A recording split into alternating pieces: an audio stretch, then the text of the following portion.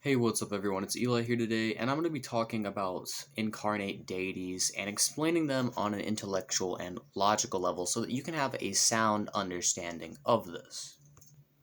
Now, ever since I've went through my spiritual awakening, I've heard people talk about incarnate deities. They talk a lot how deities can be incarnated in the flesh, and I've even had people tell me that I'm an incarnate deity as well. Now, this largely confused me when I was younger, and I just didn't understand this. And there's a lot of misconceptions, there's a lot of misunderstandings, and there's a lot of misinformation on this topic as well. And it can also be very dangerous. It can bolster the ego, and it can cause a lot of problems and illusions as well, which is why I'm wanting to clarify this for anyone that's been told they're an incarnate deity or thinks that they're an incarnate deity. So there's a lot of things of what an incarnate deity can actually be, and I'm gonna be naming them off and breaking them down for you so that you can have a sound understanding. So, the first incarnate deity we're going to talk about is if a deity is actually incarnated in the flesh. This is extremely rare, and any individual that would be an incarnate deity like this would be very powerful.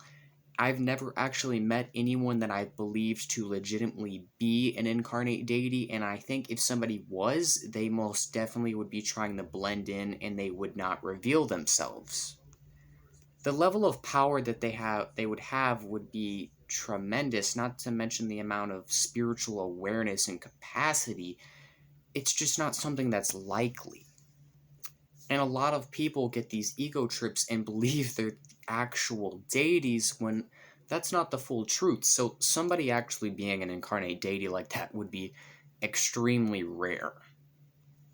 So the next type of incarnate deity we're going to be talking about is a walk-in, right? So a walk-in is basically when you no longer live in your body and a deity or an incarnate being is living through you. Okay, so basically what walk-ins are is just imagine that you left and that a deity is now living your life.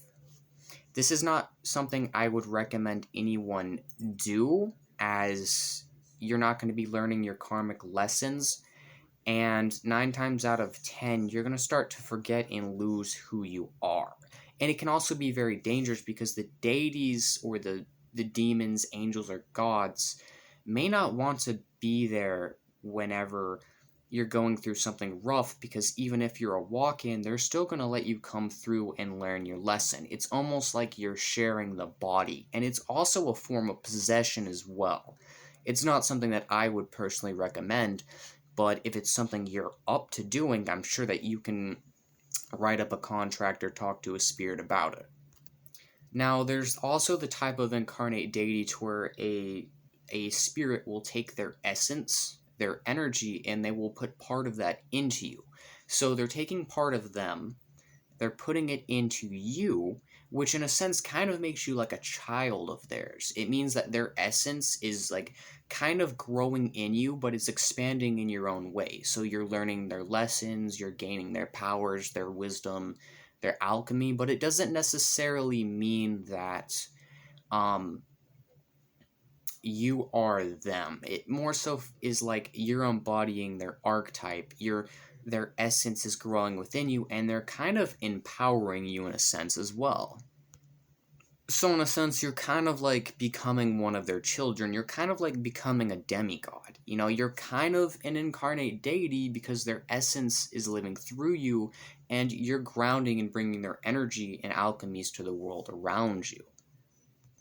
Now, another thing that somebody mistakes for being a incarnate deity is being like a high priest of a certain spirit. So say you're like a high priest of Loki. This means that you're going to have a very strong connection to Loki. You're going to have a very strong psychic link. You're going to be very strongly connected to this deity. And a lot of times, whenever you conjure them up, you will feel like they are you and you are them because of how strong the connection is. And whenever you're a high priest of a spirit, it just, you have such a strong bond, such a strong connection. Especially when they're around, it can feel like an invocation, and if they're around you a lot, it can almost feel like you are that deity itself when you're not. In reality, you're like an oracle, you're like a channel, you're like a messenger for them. Like they will come to you and speak through you and work through you. So that can be largely confused for being an incarnate deity as well. So yeah, basically that is incarnate deities summed up, simplified. A lot of I've seen so many people come to me and they're like, "Oh my gosh, you're the incarnate of this spirit.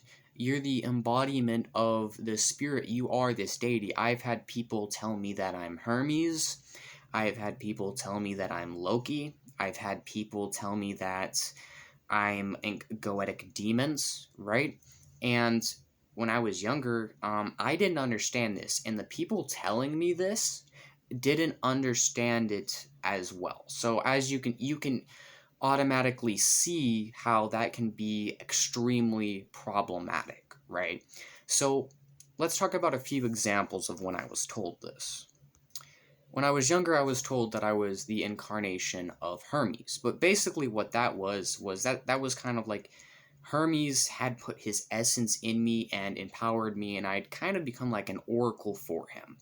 Another example was recently somebody was telling me that I was Loki incarnate, but I come to find out that I'm not Loki incarnate. It's more so that Loki wants me to be a high priest of his. Loki wants me to be a messenger of his. And Loki wants to channel through me. He wants me to be an oracle. He wants me to share his wisdom, his knowledge. He wants to give me his alchemy and his understanding. But to that person who's perceiving it as that, it might appear that I'm an incarnate deity of Loki, when it's not exactly true, but it's not exactly wrong either.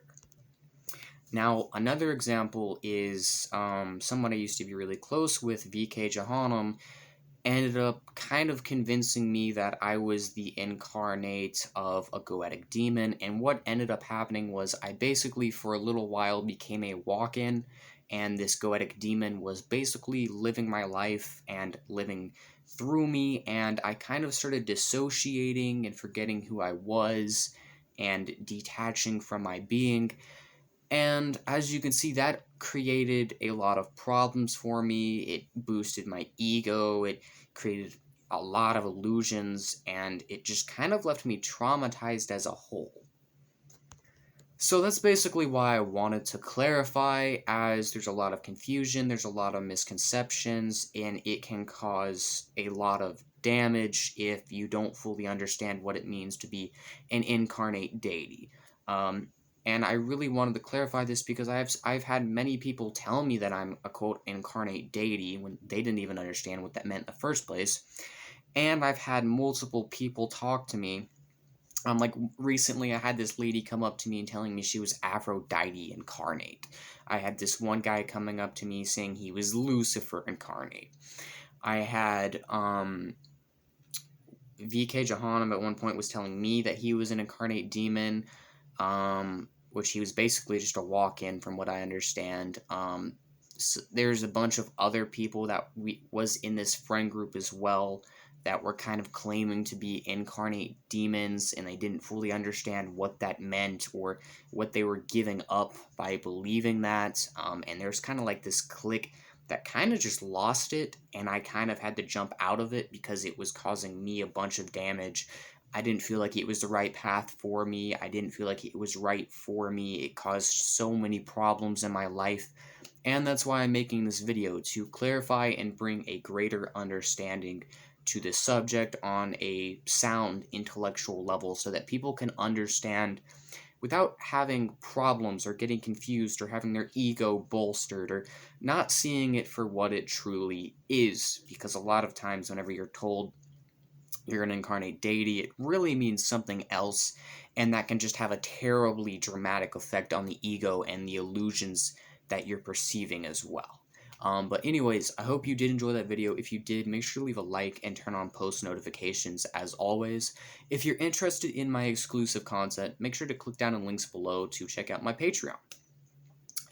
But anyways, peace out, and I hope you got something from this. I'll see you in the future.